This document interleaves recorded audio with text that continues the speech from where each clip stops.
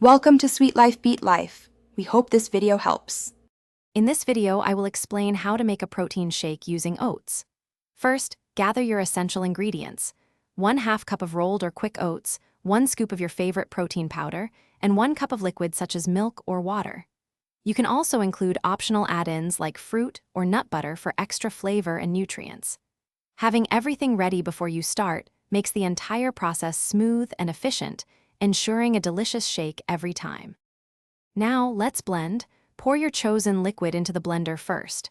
This helps prevent the oats from sticking to the bottom. Next, add your 1/2 cup of oats, followed by the protein powder and any other desired ingredients.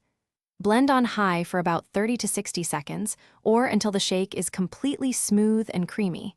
If it's too thick, simply add a splash more liquid. Get creative with your shake. For added flavor and nutrients, consider blending in a handful of berries, a tablespoon of nut butter, or a sprinkle of chia seeds.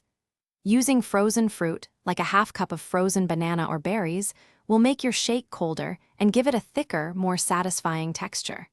You can also prepare overnight oats for an even quicker morning blend. Your delicious and nutritious oat protein shake is now ready to enjoy.